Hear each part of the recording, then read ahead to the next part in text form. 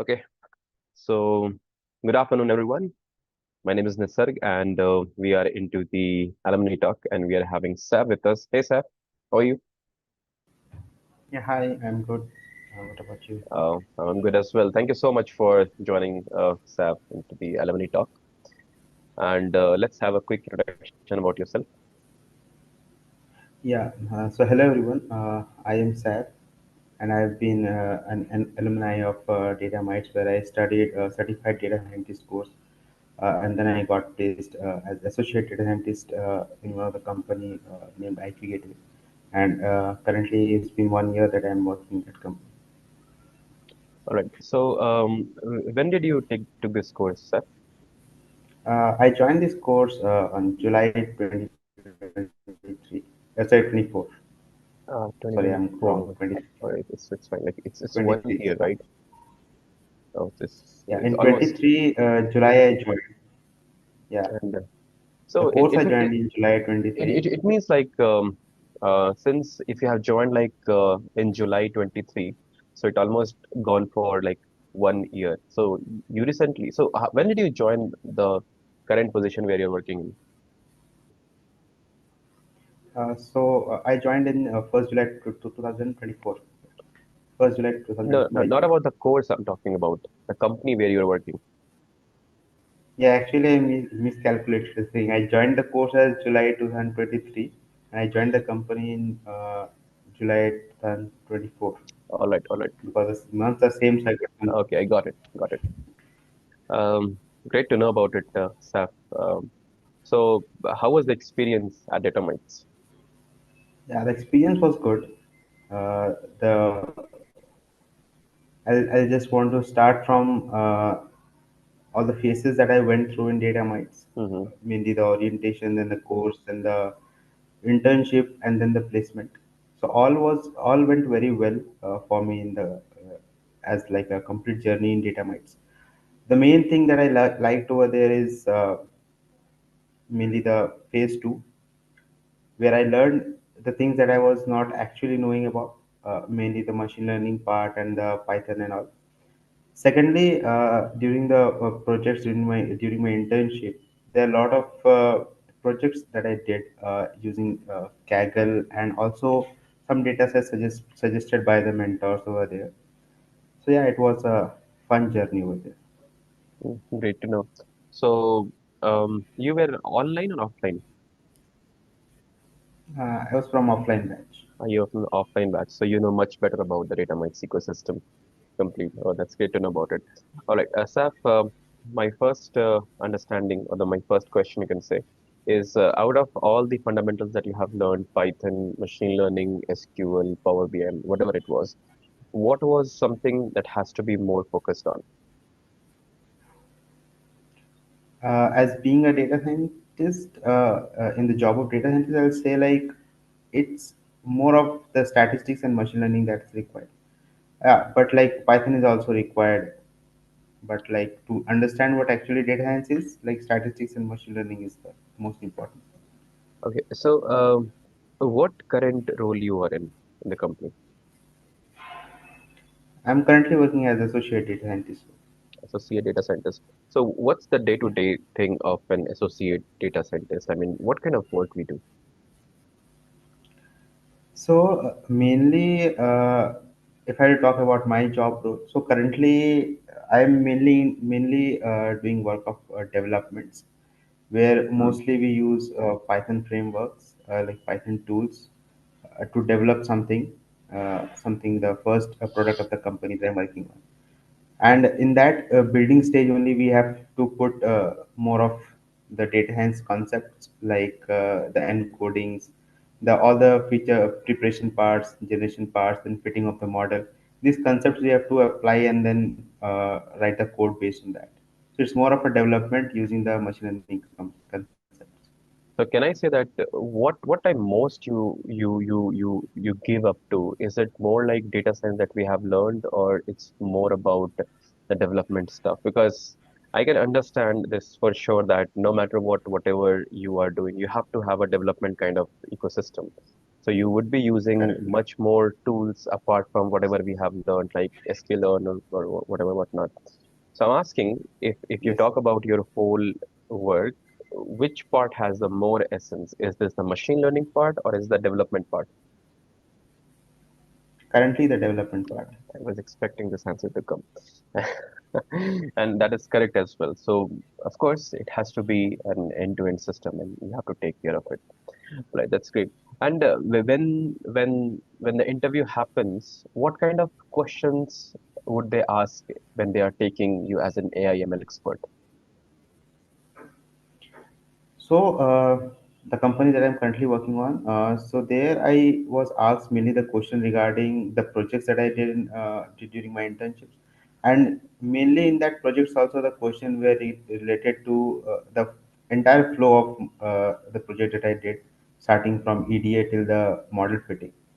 And into that also, like most of the questions were related to what all different methods or what all the different ways we'll use to clean up the data and do the feature engineering, and what were the some questions were also related to the algorithms of how the machine learning model actually works. So basically, in the interview, in the resume, I can say that you put the projects, right?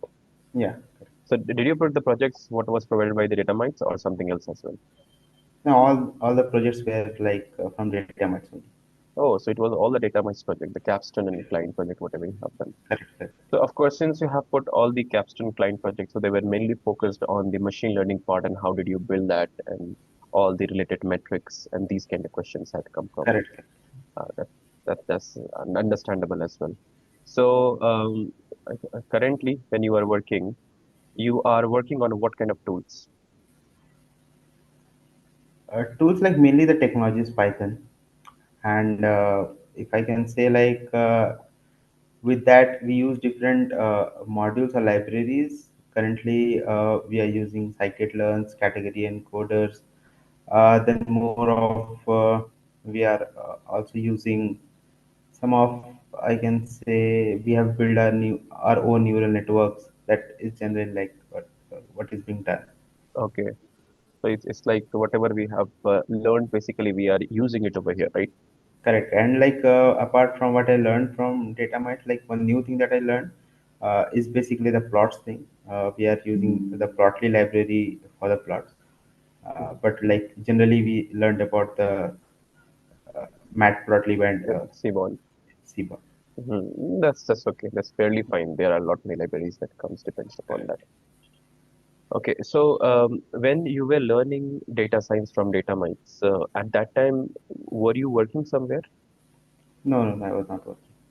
Okay, so you had like a time to prepare yourself for the interview and everything.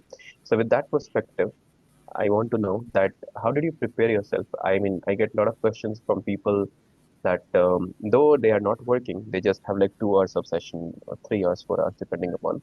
So how did you manage? What was your strategy basically that I have to crack an interview, then how you should go? Yeah, so the main strategy that I followed was like first to understand what the basic concept of everything that I learned. Let it be from understanding the data till the algorithms of the model. Then, to get a feel of an interview and to prepare, I use LLMs that is present, like the open LLMs, like ChatGPT, Gemini, everything I used, and I just used to give a prompt like, okay, conduct an interview for this particular role as a fresher. And then GPT used to ask me questions, I used to answer them, and that was the way that I prepared. And I think like using the technology that is present around us, like it helped me a lot in You took preparing for the full interview. full advantage of the technology. You made the GPT act like Yeah. a questionnaire for you. That's what exactly it is, and I have that's how we should be taking And use even of it.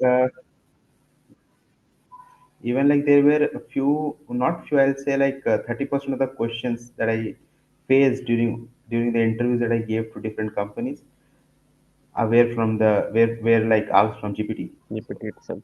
And GPT knows what is going on, Yeah. and then it makes the question and gives it back to you. And that's very good. Acha, I have one more question. I have basically two questions over here. One, how important is SQL? SQL is important. generally to manage databases, but currently we are not using in my I'm not using in my current job role. But yeah, it's quite I see the developers and other projects in my company, the people use that, and it's actually important more than SQL. Like Postgres also, like it's equally important. PostgreSQL is equally important, of course, absolutely. Second thing, and this is something which is coming from my end with my own experience. These are all the questions I asked because I have got these questions not many times. How much is a prompt engineering and understanding how to write a correct prompt is important nowadays? I'll say it's very very important. In corporate world, I have a very little experience, like close to none. But what I understood is like there are tokens that is being bought by company, and for each prompt that you're giving, the company is paying. So it's Correct. very important that for a particular chat that you're starting, the prompt must be should contain all the context that you know and that you want the GPT to understand and give you the question. Is absolutely important. And like recently, one of my colleague only told like there's a new concept coming as context engineering, which is above prompt engineering, to give to understand all the context and prepare a prompt so that none of the token goes like waste. What exactly is that? To be very honest, I do not know what is a context engineering or prompting. Can you please elaborate a bit? Yeah. So the context is like suppose you want to ask a GPT. Suppose you want to build a app using GPT LLM. So first to understand what all things you want to create a context, like okay, this is my project, these all things I want it to be integrated, these all things, these are technologies I want to use. So we create a context, sort of architecture. Then using that context, we create a prompt. So the engineers will create the context of okay, these all things needs to be included in the prompt, and then the prompt engineers will create that prompt and then take the response of the LLMs. Is it something related with AI agents? I mean, we can make multiple agents and we can have a certain context related to all the AI agents, and then we can have the prompt because AI agents talk to each other. Is it like that? That can also be done, but it is more context engineering is more of a human thinking. I'll say like currently it is just started in the market, but it's not that uh, Nah, we will go. much Don't worry. explored. In a span of 6 months, it's gonna be very, very boomed up. I mean, every 6 months we are having a newer set of technology in the field Right. of AI which is coming. Oh, that's actually well and good, and it's okay. I mean, the advancement and development is something that we cannot stop, and we have to be on top of it all the time. So, I have one more question. Do you have a prior working experience somewhere, or are you a fresher? I was a fresher, complete fresher. Are you are a complete fresher? Okay. Um, One more question, which is coming all the way from the entire audience, so nobody has another question. AI agents is going to take up the job. How much is truth here? I don't think so because AI is not that much trained and it's not that accurate that it can take people's job. What after 1 year? Not now, but what do you think after 1 year or 2 years? After 1 year also, I don't think so that it's going to take a job. So, Yeah, it will help in the efficiency, but it won't take job. Like I'll give you example of I how I use GPT and what is my response in that. So suppose there are some point where we get stuck to understand like what can actually be the solution. So the creative thinking is actually missing in the LLM that I found. If I ask when I used Claude 3.7, I used Gemini 2.5 Flash, all these LLMs I used, but they always go to give you a complex solution. But if you just sit down and just think of the problem, it might be a code of tool and that you can solve the problem using your own creativity. But LLM using the data how it is trained, it will take you in a long journey and right. that is correct. That's how it happens. Like if you have a small problem and if you go to the bigger hospital, Yeah, They're gonna make it complicated. So since this is a system which is quite smart in terms of all the data which has been trained upon on him, it's gonna give you the complex solutions to even the smaller question. Oh, yes. that's for sure. All right, we have a question from the Ravali that how many mock interviews did you attend, I attended two. and what kind of questions were asked mainly? In the first mock interview, it was like it starts with writing some codes, Mm-hmm. and then it goes to all the topics that we study in data mites, like all the topics being covered. So one or two questions from all, like some questions will be from SQL, some will be from machine learning, some can be asked from statistics. So it's a mixed of all. Of course, because we have to cover everything that Yeah. we talk in the class, and it has to be there. All right. One question: Python beginner level, intermediate level, or expert level? Intermediate level. Intermediate level. That's it. Thank you so much. And this is something. So I mean, it's not like that. It's not constrained to be just intermediate level. Of course, you can learn, and but if you crack the intermediate thing, the expertise is not that much, which is because you understand the logic. And once you understand the logic of how everything is going, you can just connect the dots and make the Yeah. codes. That's absolutely correct. All right.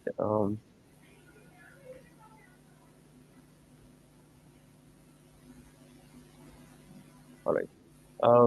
So like we talked almost about everything in this 30 minutes. We covered like all the aspects of from where we started and what is currently happening because we know in the market right now they are all talking about the MCP servers, agentic AIs, AI agents, and I asked the previous question, AI will gonna take up a job, but my question was very much with the agentic AI, where a whole system, ecosystem of the AI is being created, where we are having multiple small AI agents talking with each other. So, Mhm. do you think we are going into the right futuristic, you know, where we are having a whole system controlled by the AI and human has got nothing? It's a full autonomous system. So, what do you think? I mean, you're working and you know you were saying you are making up applications. So, since you are making up an application, you must be knowing better. So, what's your take on this? It would be interesting, I'd say, but you know, human involvement in any decision making things like will still be there. Human involvement in creating the architecture of the application will still be there. But yeah, creating those ecosystems of AI agents, like that will be quite interesting to work on with and to look into. Like I generally want to see how this look like in the future and how we can achieve that in future. But yeah, I again like I'll go back to the same question, saying like whether they will take us job or not. I don't think so, but it will be like fun, like it will be very interesting to look into it. We cannot say that it's going to take a job. I mean, there's an era and there's a revolution that happens, and Yes, something must be coming which is going to be on top of it, which is going to help. Because no matter what we talk about the AI, it's there to help us, not to yes. distract us. So, in one side, if you think, yeah, if you're being stuck with the current technology, it might take it up. But if you advance yourself, you are on top of it. It will Roughly is definitely. more interested in knowing that. Did you attend any IBAC certification, NASCOM, anything? Yeah, I attended both. IABAC also and NASCAM also. Oh, you have attended both. All right. That's great talking with you, Saif, to be honest. Anything, last thing that you want to say to the whole audience? Yeah, I will just say like have trust on data mites, like go through the flow that you are going. And one more just suggestion that I want to give is like, yeah, you will learn what is being designed in the curriculum, but it is still up to you to how much in depth you can learn in this period of time, because you will only get to know about few things that you can use to clean up the data and to prepare it to fit in a model. But there are a lot more things present in this world that you can use and will actually help you to understand how you can simple down the things, like instead of using 10 steps to clean up your data, you can use 3 steps to just make it like very much efficient to put in a machine learning algorithm, and you will get a very good fitted model. So like there are various things that is present in the market. Just go through Kaggle, explore the things, and just apply into your day-to-day things that you're working on. Along with that, I'll just say like try to build end to end.